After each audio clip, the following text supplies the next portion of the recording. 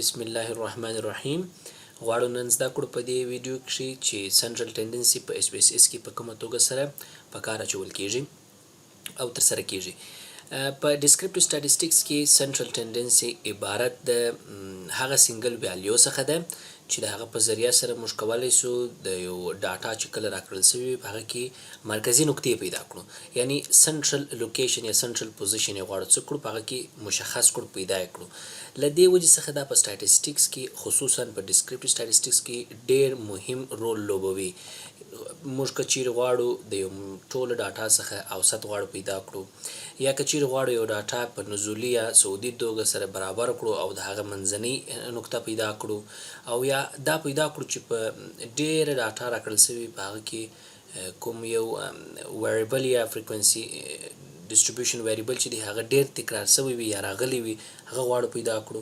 یا عموما فرضاً که موږ ته چیرې د یو پاپولیشن انکم غواړو معلوم کړی وي، ټوټل انکم غواړو پیدا کړو د ټولو، نو دا شان چې دی دا عموما په میجرز اف سنټرل ټندنسي کې ترسره کیږي، چې عموما په څلور ډوله سره دی، چې یو څلور ډوله بلکې څلور میجرمنټ په دې کې ترسره کیږي، چې یو مین دی، میډین دی، موډ دی او ټوټل راایستل کیږي اس پی اس اس کې. البته د دې ترڅنګ به چې دی مختلف جی مینز هم شته چې بیا هغه جدا دي، ایچ مینز ته، ډبلیو مینز ته چې هغه جدا دي، هغو نه ژور نه ځو، صرف همدغه مشخص توکي سره غواړو چې زده کړو چې مین، میډین، موډ او دا ټوله په څرنګه کولی شو موږ په اس پی اس اس کې د ډاټا پور کولو سره غواړو په اسانۍ سره څه کړو، پیدا کړو.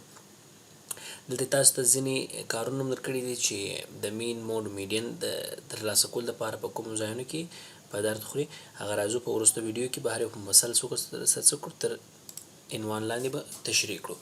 راځو اس پی اس اس ته. په اس پی اس اس کې تاسو راځئ، موږ ته په دې ځای کې تاسو غواړئ چې داسې یو ډاټا پیدا کړئ چې پر هغه باندې تاسو وکړئ خپله فرضاً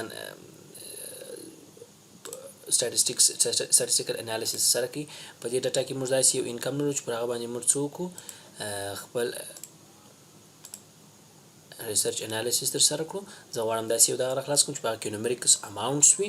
فرضاً مارکیټ کیپ ماته راکول شوی دغه اماونټونه دي، مارکیټ کیپټلایزیشن اماونټونه دي د مختلفو سکیورټیز لپاره. نو زه غواړم چې د دې ایوریج پیدا کړم، مین پیدا کړم، میډین پیدا کړم بای ټیکینګ اسندینګ ډسندینګ آرډر، او موډ وګورم او ټوټل سم وګورم چې څوک دي.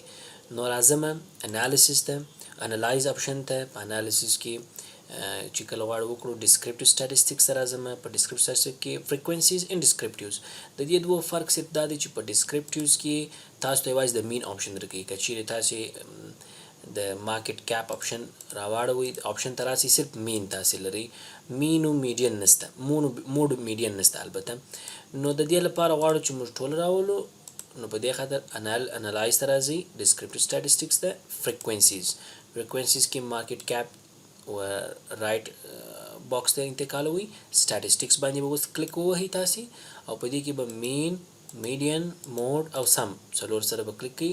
نور آپشنو ته وروسته راځو، کنټینیو وهئ، او موږ د ډیسکریپټیو فریکوینسي ډیسکریپټیو ټیبل سره کار نشته، اوکې وهئ. تاسو ته یو ټیبل راځي، درته وایي چې 2816 ډاټا اچول شوی دی چې په هغه کې مین چې دی نوموړی اماونټ دی، او میډین یې چې اوسط یې موږ دی، او میډین که چیرې په اسنډینګ یا ډسنډینګ برابر شوي د هغه منځنی عدد دا دی، او موډ چې دی موست فریکوینټلی ریکرینګ اماونټ چې دی هغه 50 انفیکټ 50 لاک دی، او سم چې دی ای پلس ورکړی ځکه چې اماونټ ډېر غټ دی په دې خاطر نو اماونټ ایکسټرا کړی دی بیخي. نو دې ته وایي د مینو، میډین او موډ پیدا کولو سره. فرضاً بل غواړو، بل مثال موږ ترلاسه وکړو چې د هغه ډاټا فرضاً لږ وي، نو د هغه لپاره موږ څه کړو، فرضاً لاست سیل موږ غواړو پیدا کړو. د لاست سیل لپاره موږ څه کړو، ایوریج، مین، میډین ټوله غواړم پیدا کړم. لاست سیل ور انتقالوم، سټاتستیکس ځم ټوله انتخابوم، اوکې وهم، دا آپشن به ایسته کړئ. اوس که تاسو چیرې وګورئ چې هم دلته 2819 دي، 3 میسنګ پکښې کې دي، او مین چې دی 18.7 ډالره دی، او میډین لاس دی چونکې در مین کم دی، که چیرې په ډسنډینګ یا اسنډینګ آرډر سره برابر کړی وي، او موډ چې دی چې موست ریکرینګ دی هغه 2 دی. ټوټل چې دی 250,940.76 ډالر دی. په دې توګه سره میډین موډ او ټوټل سم پیدا کیږي. سم عموما د سالري یا د انکم د پیدا کولو لپاره لکه څرنګه چې موږ دلته اوس وکړله په داسې شکل سره څه کیږي استعمالیږي تر څو موږ خپله څېړنه نوره هم څه کړو په اسانه توګه سره سرته ورسوو.